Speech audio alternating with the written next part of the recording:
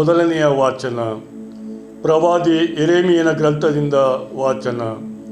ಅಧ್ಯಾಯ 13, ವಚನಗಳು 1ರಿಂದ 11ರವರೆಗೆ.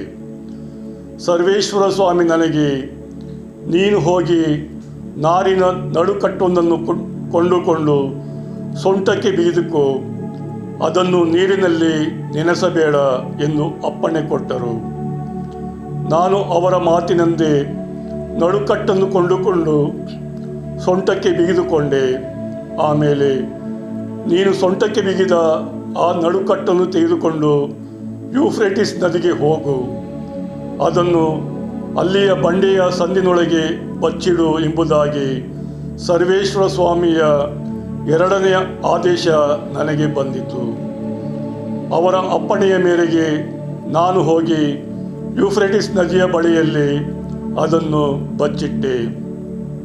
ಬಹುದಿನಗಳ ಮೇಲೆ ಸರ್ವೇಶ್ವರ ನನಗೆ, ಹೊರಡು, ಯೂಫ್ರೇಟಿಸ್ ನದಿಗೆ ಹೋಗಿ ಅಲ್ಲಿ ಬಚ್ಚಿಡಬೇಕೆಂದು ನಾನು ಅಪ್ಪಣೆ ಕೊಟ್ಟ ನಡುಕಟ್ಟನ್ನು ಅಲ್ಲಿಂದ ತೆಗೆ ಎಂದು ಹೇಳಿದರು. ಆಗ ನಾನು ಯೂಫ್ರೇಟಿಸ್ ನದಿಗೆ ಹೋಗಿ ಹುಡುಕಿ ನಾನು ಬಚ್ಚಿಟ್ಟ ಸ್ಥಳದಿಂದ ಆ ನಡುಕಟ್ಟನ್ನು ತೆಗೆದೆ. ಆದರೆ ಅದು ಕೆಟ್ಟು ಯಾವ ಕೆಲಸಕ್ಕೂ ಬಾರದಾಗಿತ್ತು. ಆಗ ಸರ್ವೇಶ್ವರ ನನಗೆ ದಯಪಾಲಿಸಿದ ವಾಕ್ಯವೇನೆಂದರೆ, ಇದು ಸರ್ವೇಶ್ವರನಾದ ನನ್ನ ನುಡಿ. ಈ ಪ್ರಕಾರವಾಗಿಯೇ ನಾನು ಜುದೇಯದ ದೊಡ್ಡಸ್ತಿಕೆಯನ್ನು ಹಾಗೂ ಜೆರೂಸಲೇಮಿನ ಘನವಾದ ದೊಡ್ಡಸ್ತಿಕೆಯನ್ನು ತೆಗೆದು ಬಿಡುವೆನು. ಈ ದುಷ್ಟ ಜನರು ನನ್ನ ಮಾತುಗಳನ್ನು ಕೇಳಲೊಲ್ಲರು. ತಮ್ಮ ಹೃದಯದ ಹೊರಡುತನದಿಂದ ನಡೆದು ಬರುತ್ತಿದ್ದಾರೆ. ಅನ್ಯ ದೇವತೆಗಳನ್ನು ಹಿಂಬಾಲಿಸಿ ಪೂಜಿಸುತ್ತಿದ್ದಾರೆ. ಇವರು ಯಾವ ಕೆಲಸಕ್ಕೂ ಬಾರದ ಈ ನಡುಕಟ್ಟಿಗೆ ಸಾಟಿಯಾಗುವರು. ಇಸ್ರಾಯೇಲ್ ವಂಶವೆಲ್ಲವೂ ಹಾಗೂ ಜುದೇಯ ವಂಶವೆಲ್ಲವೂ ನನಗೆ ಪ್ರಜೆಯಾಗಿರಲಿ. ನನಗೆ ಕೀರ್ತಿ ಗೌರವ ತರಲಿ. ನನಗೆ ಆಭರಣವಾಗಿರಲಿ ಎಂದುಕೊಂಡೆ. ನಡುಕಟ್ಟನ್ನು ಸೊಂಟಕ್ಕೆ ಬಿಗಿದುಕೊಳ್ಳುವಂತೆ ಇವರನ್ನು ಬಿಗಿದುಕೊಂಡಿದ್ದೆ.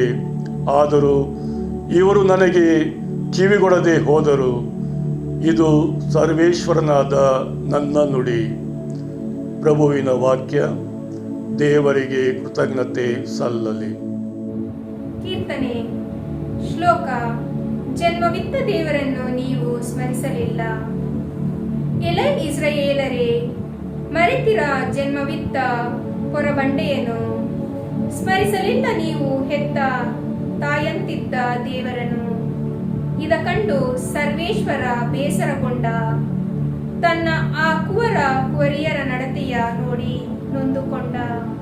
ಶ್ಲೋಕ. ಜನ್ಮವಿತ್ತ ದೇವರನ್ನು ನೀವು ಸ್ಮರಿಸಲಿಲ್ಲ ಎಂದೇ ಇಂತೆಂದುಕೊಂಡನು. ಇವರಿಗೆ ವಿಮುಖನಾಗುವೆನು. ಇವರೇ ಗೊಂದಲಗಿರುವ ಗತಿಯನ್ನು ನೋಡುವೆನು. ಸತ್ಯವರಿತು ಅನುಸರಿಸದೆ ಹೋದರು ಈ ವಿದ್ರೋಹ ಮಕ್ಕಳಂತವರು. ಶ್ಲೋಕ. ಜನ್ಮವಿತ್ತ ದೇವರನ್ನು ನೀವು ಸ್ಮರಿಸಲಿಲ್ಲ. ರೇಗಿಸಿದರೆನ್ನನು ದೇವರಲ್ಲದವರ ಮೂಲಕ. ಸಿಟ್ಟೇರಿಸಿದರು ಅಚೇತ ವಿಗ್ರಹಗಳ ಮೂಲಕ. ನಾನವರಲ್ಲಿ ಅಸೂಯೆ ಹುಟ್ಟಿಸುವೆನು ಜನಾಂಗವಲ್ಲದವರ ಮುಖಾಂತರ. ನಾನವರನ್ನು ಸಿಟ್ಟಿಗೆಬ್ಬಿಸುವೆನು ಸಭ್ಯರಲ್ಲದ ಆ ಜನರ ಮುಖಾಂತರ. ಶ್ಲೋಕ. ಜನ್ಮವಿತ್ತ ದೇವರನ್ನು ನೀವು ಸ್ಮರಿಸಲಿಲ್ಲ. ಘೋಷಣೆ. Alleluia, alleluia. ನುಡಿಯಲಿ ಪ್ರಭು ಸದಾ ಪ್ರಾಮಾಣಿಕನು. ನಡೆಯಲಿ ಆತನು ಸದಾ ಪ್ರೀತಿಯನು. ಅಲ್ಲೆಲೂಯ. ಸಂತ ಮತ್ತಾಯರು ಬರೆದ ಪವಿತ್ರ ಶುಭ ಸಂದೇಶದಿಂದ ವಾಚನ. ಅಧ್ಯಾಯ 13, ವಚನಗಳು 31ರಿಂದ 35ರವರೆಗೆ. ಆ ಕಾಲದಲ್ಲಿ ಯೇಸು ಇನ್ನೊಂದು ಸಾಮತೆಯನ್ನು ಹೇಳಿದರು. ಸ್ವರ್ಗ ಸಾಮ್ರಾಜ್ಯ ಒಂದು ಸಾಸಿವೆ ಕಾಳನ್ನು ಹೋಲುತ್ತದೆ. ಈ ಕಾಳನ್ನು ತೆಗೆದುಕೊಂಡು ಹೋಗಿ ರೈತ ತನ್ನ ಹೊಲದಲ್ಲಿ ಬಿತ್ತಿದ.